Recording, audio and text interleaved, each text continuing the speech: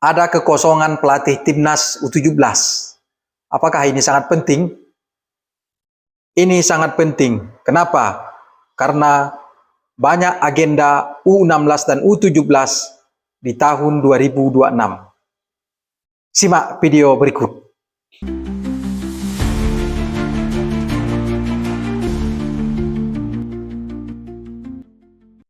Sobat DSP, di tengah rumor yang menyampaikan bahwa John Hetman akan menjadi pelatih kepala timnas Indonesia Senior 2026-2028 yang akan diperpanjang apabila prestasinya nanti berjalan baik, progresnya meningkat, maka akan diperpanjang plus 2 tahun.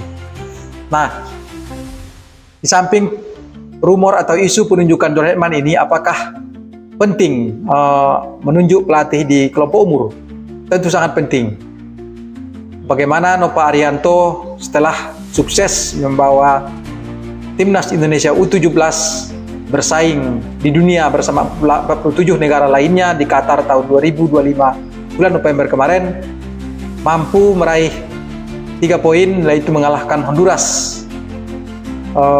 di pertandingan terakhir. Itu merupakan prestasi di level dunia. Nah, atas prestasi tersebut, maka Nova Arianto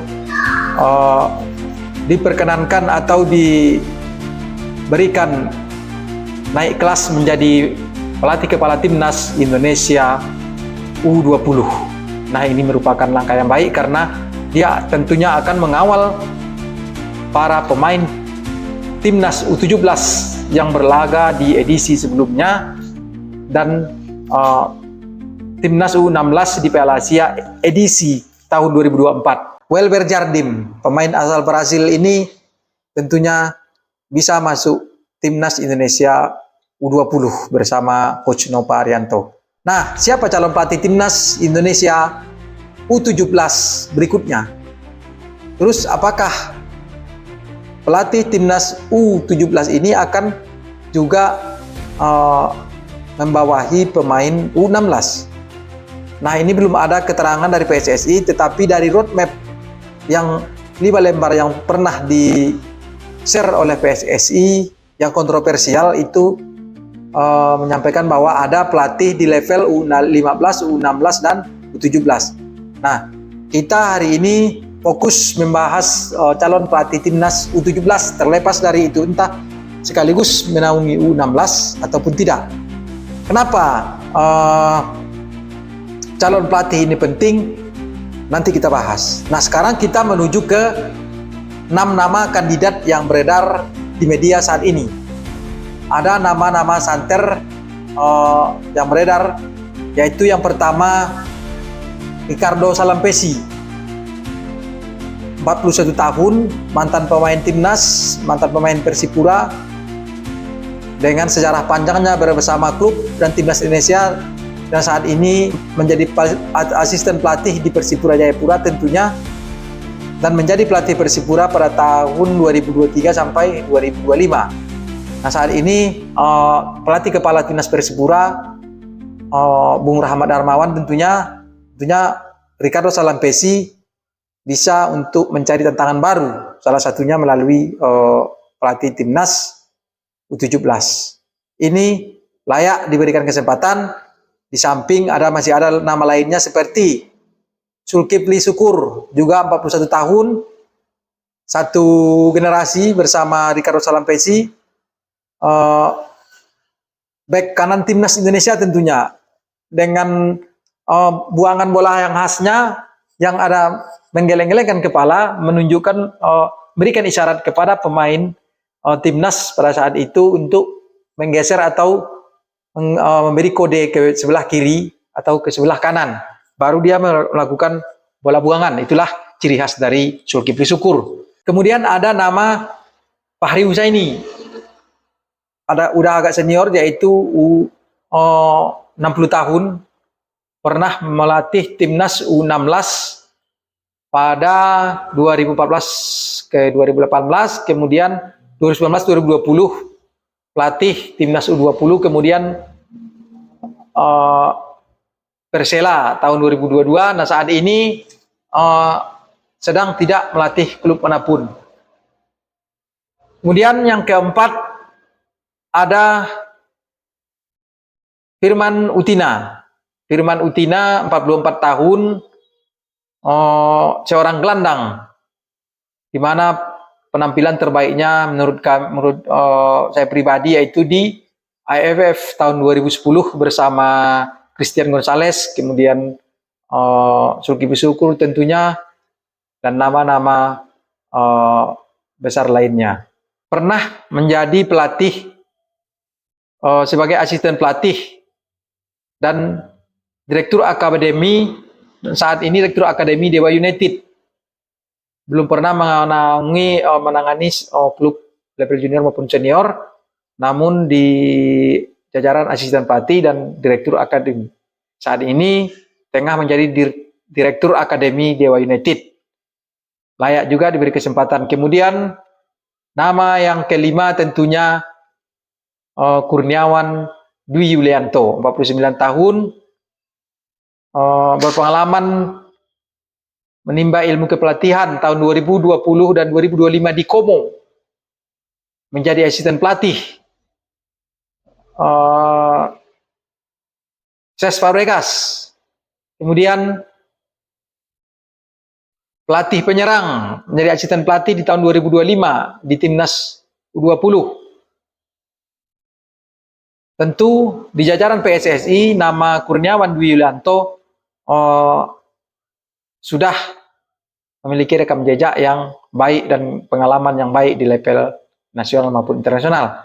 Kemudian ada terakhir Bima Sakti tentunya, dan juga mantan gelandang Timnas Indonesia tahun 2019 sampai 2023 menangani Timnas U16 dan U17.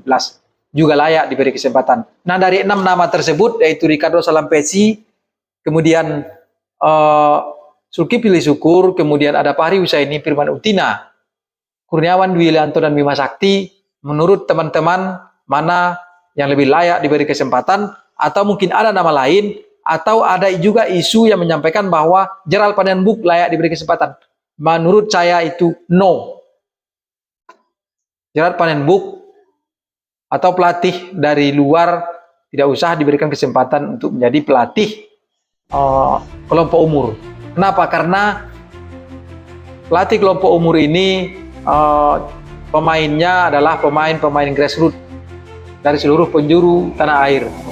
Tentu lebih baik diberikan kesempatan kepada pelatih salah satu dari 6 nama tersebut ataupun nama-nama lainnya yang lebih berpengalaman atau mumpuni di bidang kepelatihan. Nah, kenapa Timnas U17 ini urgen dan perlu segera ditunjuk? Karena ada 2 agenda mayor di samping ada agenda-agenda level ASEAN, AEF tentunya, SEA Games di tahun 2026, yaitu ada Piala atau ASEAN Cup U17, Piala Asia U17 pada tanggal 7 sampai 24 Mei di Arab Saudi, yang diikuti oleh 16 negara yang telah lolos dari jalur Piala Asia atau ASEAN Cup 2025 yang lalu, yaitu yang pertama Uzbekistan, Arab Saudi, Jepang, Korsel, Korut, Uni Emirat Arab, Tajikistan, dan Qatar. Kemudian tentunya yang mengembirakan nama Indonesia yang sudah dipastikan lolos. Kemudian ada 7 slot tersisa kemarin melalui jalur kualifikasi yang dibagi ke dalam 7 grup.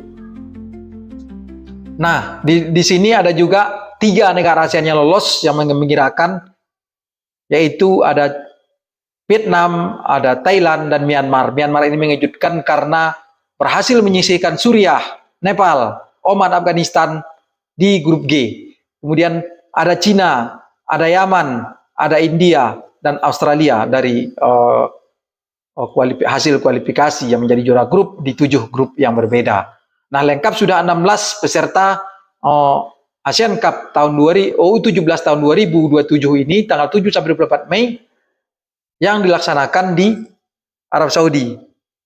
Nah, 16 negara ini akan menjadi dibagi kepada 4 grup.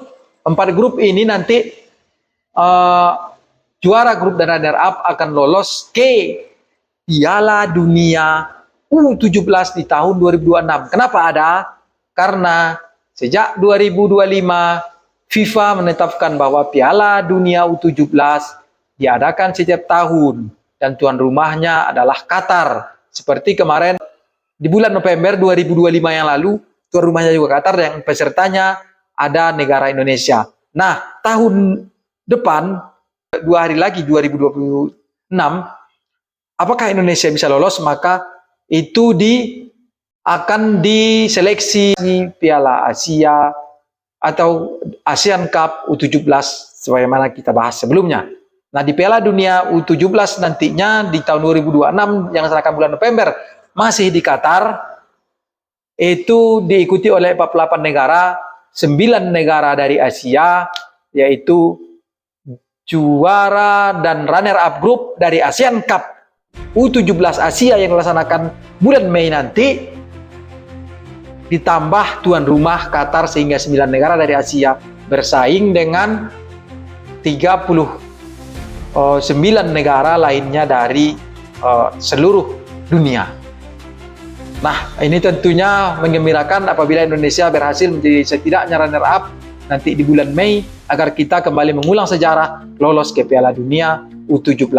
Nah, itulah kenapa urgen dan sangat penting segera menunjuk pelatih timnas Indonesia U17 bersamaan, kalau perlu bersamaan dengan penunjukan pelatih timnas Indonesia senior, atau dalam satu pekan yang sama dan dengan mekanisme yang sama tentunya, yaitu Dirtek Alexander Zwiers bersama Esko PSSI menunjuk 5 atau 3 nama dibawa ke rapat Esko.